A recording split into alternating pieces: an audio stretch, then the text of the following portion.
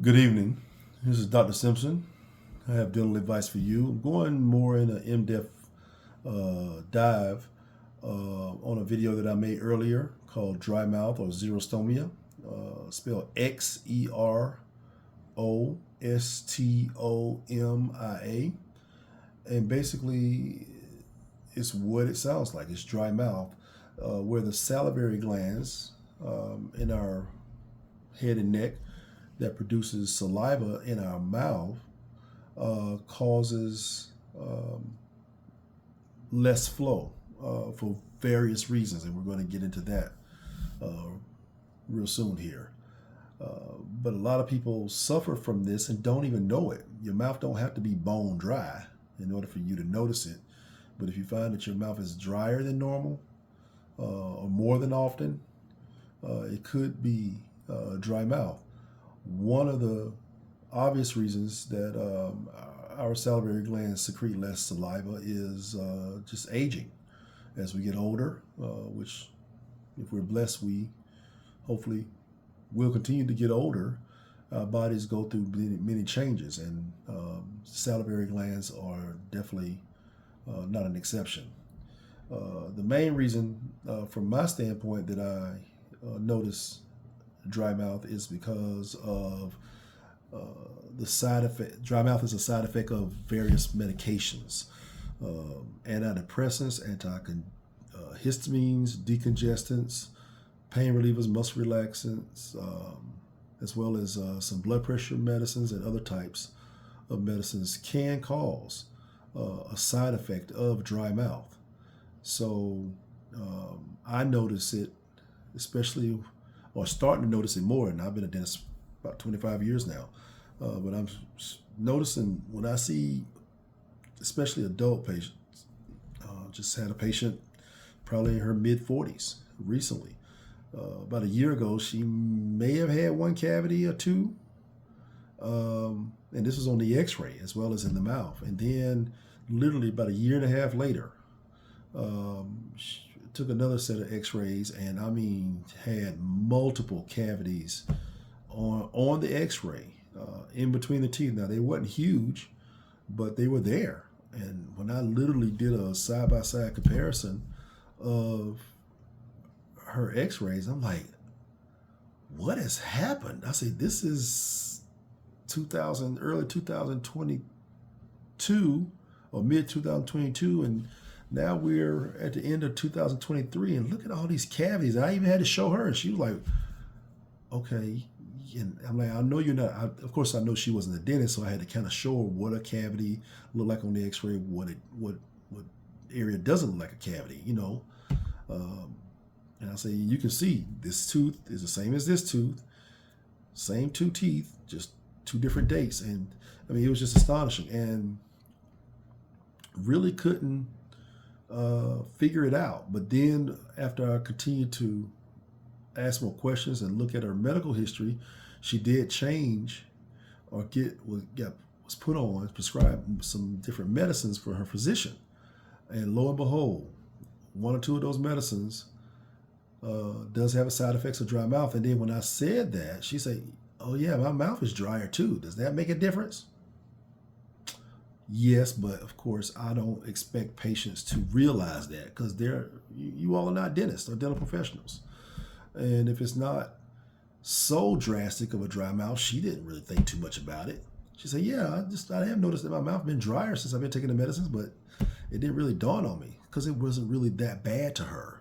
So she didn't really, so I'm not faulting her for not telling me or not, sharing every issue. I mean, heck, if we share every issue with everybody, or our physicians or dentists, we will never get out of the chair. At least I won't.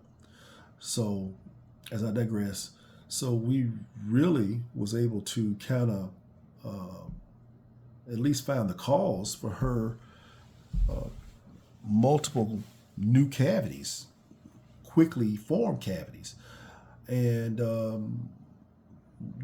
wasn't really able to see if her physician can take her off the medicine, but we were able to develop a plan not only to fix the cavities, but to also get on an oral hygiene regimen which actually everybody still should be on. You know, brushing twice a day, flossing twice a day, and rinsing with a non-alcohol. And she was using the Listerine that burns, which, hey, we've been using that for years. But there's a better way. You know, no alcohol is friendlier to the tissues, and also a highly fluoridated rinse. I truly believe in, like ACT. As well as in her situation, I put her on a highly fluoridated toothpaste. Not that regular toothpaste is bad for her with fluoride, but because she has issues that are possibly can continue to cause her to have cavities due to having dry mouth, I go a little bit extra step there. So she's on that stuff now. It's too soon to tell, but at least we got a potential remedies, some of the potential remedies that can help her situation. But as I kind of got off the subject, dealing with her situation, medications obviously. A couple other causes are radiation therapy. You know, that's fairly understandable, as well as certain diseases like diabetes, yeast of the mouth, as well as Sjogren's syndrome or some autoimmune syndromes. If you don't know what it is, don't worry about it, because you'll know if you have it, because your tissues of your body that naturally produce some type of fluid or liquid, like your eyes and stuff, will be dry or drier, as well as your mouth. So definitely want to just keep those causes in the back of the mind. But the main reason that I've seen over my career is medications, okay? Side effects. And of course, symptoms of dry mouth is the dryness, the stickiness of the tissues, less or major, thickened, ropey, or stringy saliva. Salivary glands, there's two types. One type is from salivary glands that makes more watery or serous saliva, and then another type of salivary gland produces more of a mucousy or snotty, thicker type of saliva. And both of those types of salivas mix together in our mouth and lubricates, because water doesn't always lubricate. It's a wetting agent, but it doesn't lubricate, where lubrication allows things to slide off or not adhere. And so that's where that mucousy aspect is helpful. And our saliva is a defense mechanism for our mouth. And, so residue from foods and drinks, sugary drinks, acidy drinks, doesn't stay on our teeth as long as our saliva is functioning the way that it should. But when our saliva decreases in function, then it increases in the malfunction of the various agents that, or actually it allows the agents that harm our mouths function better, which is bad. So you know what I mean. So that's why we definitely want to make sure that we're monitoring, our brushing and flossing, and rinsing with some type of non-alcoholic, preferably fluoridated rinse will help our mouth. So that way, if it does get drier, it dries clean without no germs or residue from our foods and drinks, as well as it have fluoride on your teeth. So it kind of help. Fluoride will continue to help protect and fortify your teeth. Difficulty chewing, speaking, and swallowing. Anytime our mouths get drier, we have to, keep licking our lips. We got to drinking more water to kind of, so we get that more moisture in our mouth. Okay. Altered sense of taste. Wearing dentures is difficult because dentures stay in the mouth with a better suction, and the suction is created more with better moisture.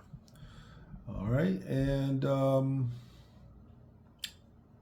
different remedies is obviously staying hydrated, using sugar-free candy or chewing gum helps also with dry mouth, and certain types of rinses, again, with fluoride and no alcohol, avoiding alcohol and caffeine because they dehydrate our bodies, period. So it wouldn't help that situation better. Breathing through your nose is definitely a solution or remedy, because when we breathe through our mouth, in and out, we are allowing air to go and dry out our mouth. So breathing through your nose helps keep the moisture in our mouth, which is what we're supposed to do anyway, because it's more friendlier to our lungs to breathe through your nose than it is to your mouth, because the nose has filters and keeps things out of the environment from getting into your lungs. You probably knew that, but if you didn't, another thing you learned new today. Avoiding, obviously, tobacco. It's very major on so many different levels outside of just dry mouth. And using, well, they say, spicy foods, but hey, I eat my spicy foods. But again, if you want to make sure that you're keeping your teeth clean after you eat, brush and floss. You can't brush and floss too much, but you can brush and floss not enough. Make sense? Good. All right, so just wanted to kind of run those things by you all. I hope you all got something out of it that you didn't know before you heard this video. And if you did, hey, share this with somebody that you know. And again, I'm Dr. Simpson. I want you and everybody you know, I hope you all got a dentist. I hope you all have a great dentist. And even on top of that, you still can learn more about yourself that your dentist may or may not have told you. I can't tell my patients everything in the chair. So that's why I created these networks and this channel, so I can share with not only my patients, but you. So I can help you, no matter whether you're in Georgia or California or Japan. Reach out to me, dentaladviceforyou.com. I'll do my best to help you, or follow me on any of these social media pages, YouTube, TikTok, Instagram, Facebook. I'll be more than happy to discuss it with you. All right. So I'm going to wrap this up for now, but look for my videos soon. Like and subscribe to my various channels. And I appreciate y'all. Y'all have a good day.